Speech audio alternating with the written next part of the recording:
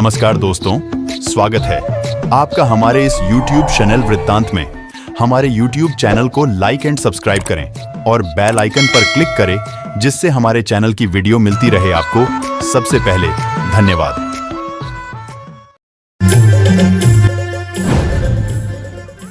मैं हूं आपका अपना दोस्त मुकेश सयाम। तो चलिए दोस्तों, चलते हैं अपने इस वीडियो में एक नई शौर्य गाथा की ओर।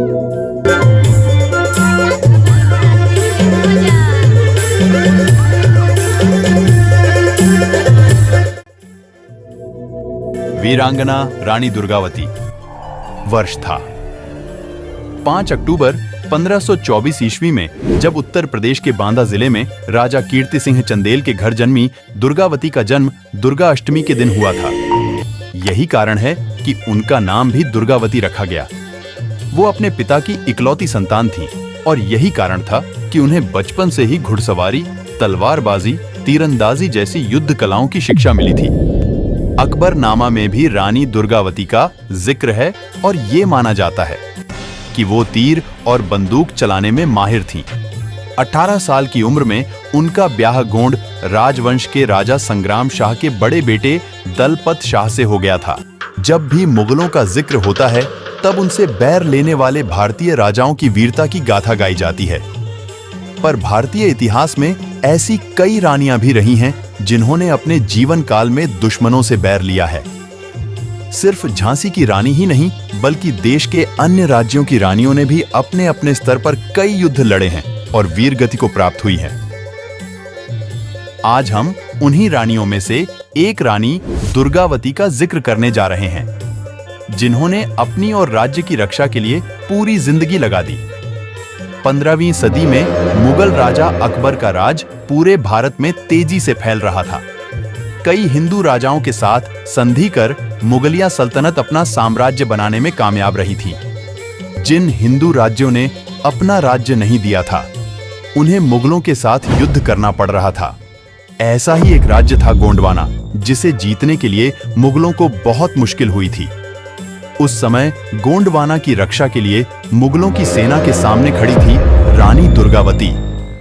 उस वक्त गोंड वंशजों का राज्य 4 जगहों पर था: गढ़मंडला, देवगढ़, चंदा और खेरला, जिसे मूलत गोंडवाना कहा जाता था। दलपत शाह का राज्य गढ़मंडला था। पति की मृत्यु के बाद संभाला राज्य। रानी दुर्गावती का विवाह वर्ष 1542 ईस्वी में हुई थी। ये पहली बार था जब किसी राजपूत राजकुमारी का गोंड वंश में विवाह हुआ था। वर्ष 1545 ईस्वी में उनके बेटे वीर नारायण का जन्म हुआ था। उनकी खुशियां कुछ ही समय की रहीं और वर्ष 1550 ईस्वी में उनके पति का निधन हो गया। 5 साल के राजकुमार को सिंहासन पर बैठाकर रानी ने कामकाज का जिम्मा अपने सिर ले लिया। काम संभालते हुए 2 ही साल हुए थे कि सुल्तान बाज बहादुर ने राज्य पर हमला बोल दिया।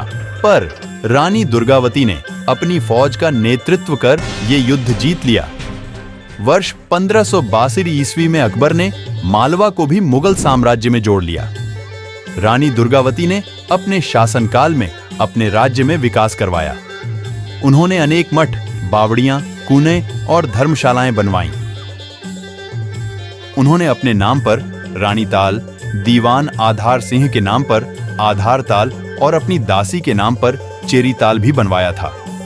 उस समय अकबर की सेना के प्रमुख असफ खान ने राज्य पर हमला बोल दिया। कुछ खबरों का मानना है कि असफ खान की नजर रानी दुर्गावती पर थी। रानी को सिर्फ अपने राज्य को नहीं, बल्कि खुद को भी दुश्मनों से बचाना था। वर्ष 1562 ईस्वी में जब गोंड राज्य पर हमला हुआ, तो रानी ने अपने बेटे के साथ 3 बार मुगल सेना का सामना किया। उनकी हजारों की फौज के सामने रानी के 500 सिपाही कम पड़ गए, लेकिन फिर भी रानी ने बहुत चतुराई दिखाई। उनके सैनिक जबलपुर स्थित नाराई नाला पहुंचे, जो एक पहाड़ी क्षेत्र था और उसके एक तरफ गौर नदी थी और दूसरी तरफ नर्मदा। जैसे ही दुश्मन घाटी में आया, तब रानी की छोटी सी सेना ने हमला बोल दिया और मुगलों को खदेड़ दिया। इस प्रथम युद्ध में रानी का सेनापति मारा गया और फिर रानी ने खुद को फौज का सेनापति घोषित कर दिया। अगले ही दिन मुगलों की सेना हार का बदला लेने के लिए और सैनिक लेकर पहुंची और तब तक रानी के पास सिर्फ 300 ही सैनिक शेष थे। इस युद्ध में उन्होंने कई सैनिकों को मारा और मुगलों की सेना लगभग आधी रह गई। तब तक वीर नारायण को भी बहुत सारे तीर लग चुके थे और रानी को हार नजदीक दिख रही थी। तब रानी ने अपने दीवान आधार सिंह को अपनी जान लेने को कहा। हालांकि आधार ये ना कर पाए और रानी दुर्गावती ने तब खुद ही अपनी जान ले ली। उनका बेटा अब भी युद्ध लड़ रहा था और फिर वीर गति को प्राप्त हो गया। रानी दुर्गावती ने अपनी पूरी जिंदगी अपने राज्य को दे दी थी। भारत सरकार ने साल 1988 में रानी दुर्गावती के लिए पोस्टल स्टैंप भी जारी किया था। आदिवासी रानी मृत्यु चुन ली, लेकिन किसी और की सत्ता के कदम नहीं छुआ। जबलपुर के पास जहां यह ऐतिहासिक युद्ध हुआ था, उस स्थान का नाम बरेला है, जो मंडला रोड पर स्थित है। वही रानी की समाधि बनी है।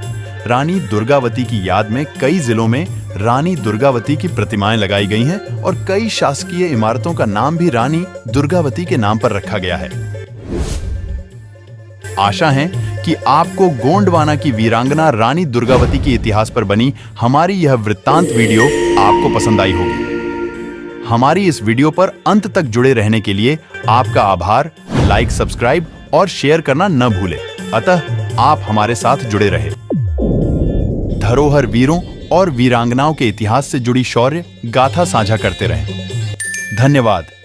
जय हिंद, जय Bharat. Like, subscribe and press the bell icon for new updates.